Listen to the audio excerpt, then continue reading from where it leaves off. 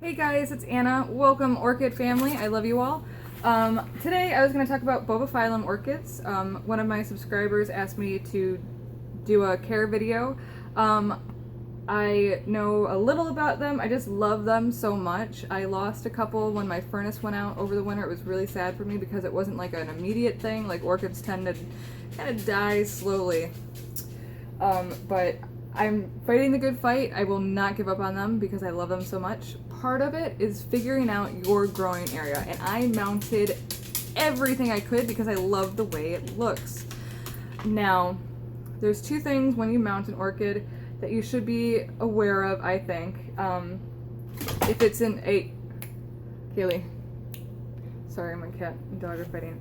So I think that you should be aware of if it's in the growing season, if it's like a hot or cool grower, what it prefers to do, if it's a compact or big wanderer. And Bulbophyllums vary greatly in that case. I mounted everything on huge pieces of wood, thinking I'll have this forever and it'll like finally come up and be wonderful. But I had a big issue because this winter was so cold that my furnace was just working, and it was sucking out all the humidity. I had 2 humidifiers and I work and I can't water everything. My hours are sometimes crazy. So I prefer pots, just in my, until I can maybe get a greenhouse or something. Anyways, but Bulbophyllums are one of those species of orchids that are so diverse. It's the biggest genre of orchid species. There's 2,000 or so, and they vary in like I said, like leaf patterns or the way they flower. Some come out in clusters, some are sequential, some are one and done type of thing. They flower from different places. They flower first and then put off new growth, or they have their new growth and then flower first. It's just so awesome, and I love their pseudobulbs, and I'm a big person for like oddities and stuff. So that's one thing to keep in mind. So I've been trying to do kind of like pot mounting, if that makes any sense, like pot scaping. Like instead of just having it in a pot by itself, I have a piece of bark, and this guy is putting off new growth right there. You probably can't see. Bluebear's gonna help me demonstrate real quick. So like I said, it's just kind of knowing, because they come from all types of places, like Australia, South America, Africa. So you kind of need to know if they're cool growing or warm growing. Most of them are warm growing. And yeah, you also might want to find out if they're stinky. Some of them have the pollinators of flies. Like I have a Bulbophyllum phalaenopsis right here. It was one of the ones that I think suffered from the winter. I lost its new growth, and one of the back bulbs finally shriveled up, but this one is a supposedly rotted meat smelling. A lot of people said it's kind of fine. It's not like a really bad odor. Just leave the windows open, greenhouse or something. But these leaves get up to like 4 feet long, which is what I fell in love with. And the pseudobulbs can get like softball size. So I was like, yes, I need to find one. They're kind of expensive. I found one for like 40 bucks. So I picked it up on eBay, and I don't think it was in the best condition. I didn't repot it because it was in growing mode, and I didn't want to always repot stuff if you're not sure where it's coming from. So that's what that little tail is. So this one's gonna be stinky. Stinky. So yeah, most of the pollinators are flies and stuff like that. The media that you use is up to you, and what kind of, if you're doing like a basket type of thing, or if you're doing hanging, mounted. Now these guys, this one was one of the ones that I kind of saved. Let's say it's got a new growth coming out right there. You can't really see it, but this one I had mounted, and it was doing well, and then it just like took a huge turn. The pseudobulbs started to turn brown, like you can see right here, and I would totally cut this apart, but this one right in the middle, it's like it's still connected, so I still have some hope for it. It's all feeding that little new growth. So I'm not cutting it. I'm just kind of waiting for this guy to come back to vigor, and then I'll pot it like I have these other guys potted. And then you can have it mounted, which I love this one. This is my oldest Bulbophyllum, and it's doing really well. Like I had it just started with this cluster right here, this group, and I've grown it out. to all of here, and there's no way I'm gonna unmount this because it's just happy. I'm gonna actually move this one back downstairs to my sink. I have it upstairs, and I think it's too dry. If you have stuff mounted, you really need to provide humidity, and I just can't do that all the time. I have it hanging over a big fish tank, and it's not really helping. So if it's by my sink, I think I'll water it every day. And that's another thing with mounted stuff. If you don't have a greenhouse, you really need to water it every day. They like to be constantly moist, not soggy wet, but moist, and they need their roots to be moist. And yeah, that guy, I mean, these roots are now brown for the most part. Some of them are green. I mean, I'm not worried about it. It's a really, really healthy plant. Okay. Now, I would only like mount stuff or do stuff with it if it's like in growing season or if you have a huge issue with what's going on. Like I did with, like here's another one. My poor little babies. This guy has 3 bulbs. It grew this one for me last year, and it was a division. Sorry, I don't know if it's on camera, but I'm just kind of waiting for these guys to kind of bounce back. I don't know if it will. They're not the healthiest looking guys. If you can see, that one's damaged, and it's been plumping back up, but this guy I'm guessing was another warm grower, and I just zapped him to hell. So what I usually do, and I'll show you real quick, I think, I just kind of mist it every other day, and this right now is moist, and I'm trying to train some of them to go up pieces of wood or just have the wood there, so it looks kind of like it's mounted. It's just got that kind of natural feel. Instead of just being in a clay pot, it looks kind of boring to me. So that's that.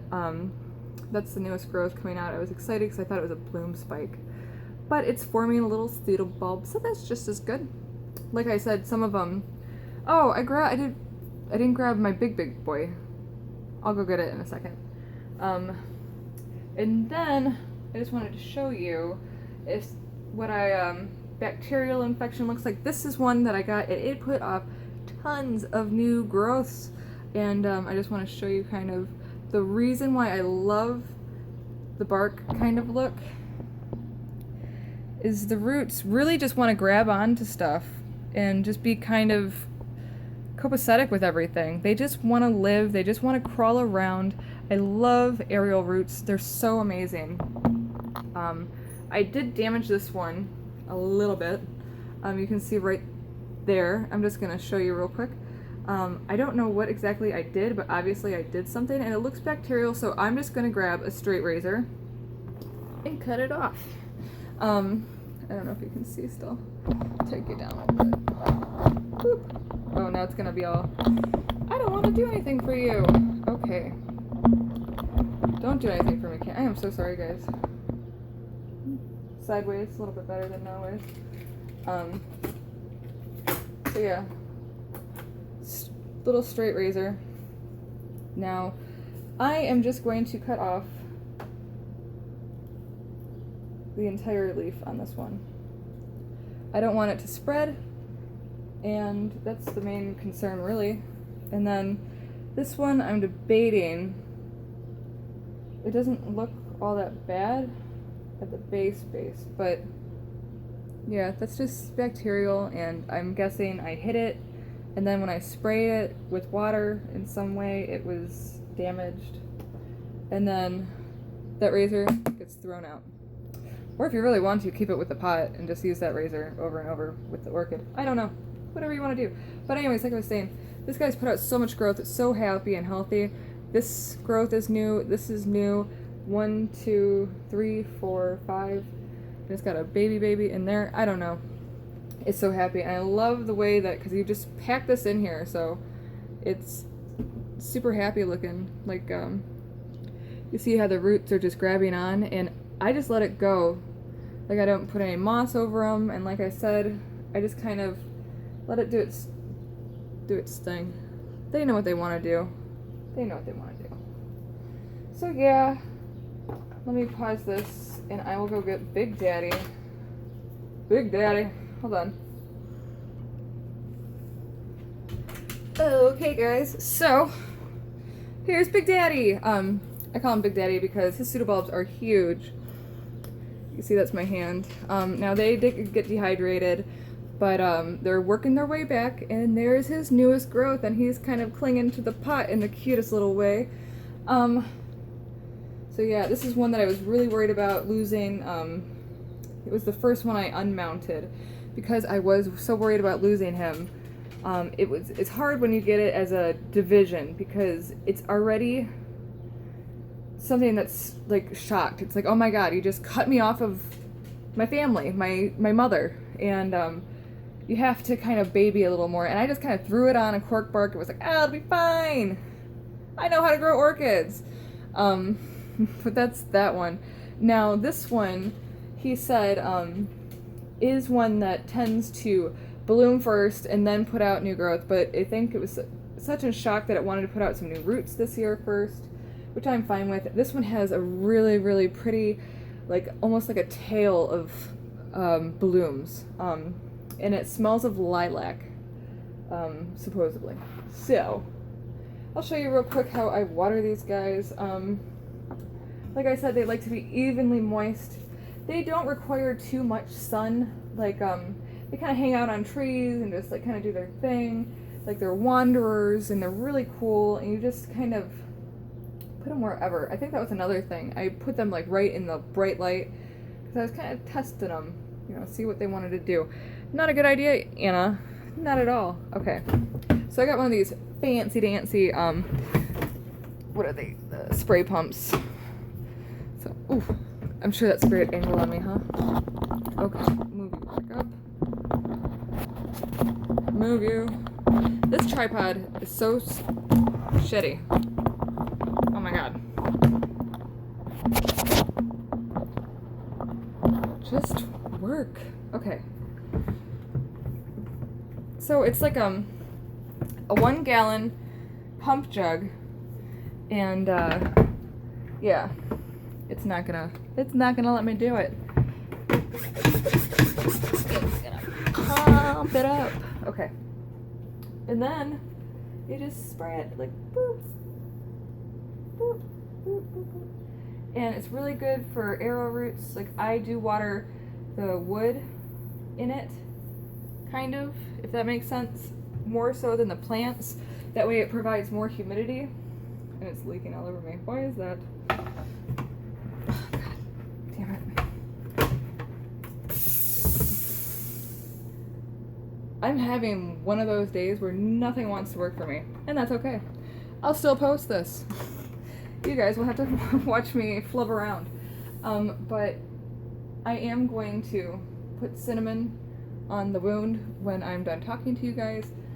I hope my rambling about this was okay. I've never really done a care video because I don't really feel that qualified for it. I just love orchids and I love sharing them with everybody. So that's my deal. Well, you guys have a great day, and I will talk to you later. Hopefully you guys get some bulbos. Like, they are so easy to care for, even if you fuck it up. Okay? Okay. Bye, guys. Oh, and happy Father's Day! Woo! If anyone's a father, I don't know. I'm not, so. Okay. Yeah. Yep. Bye, guys.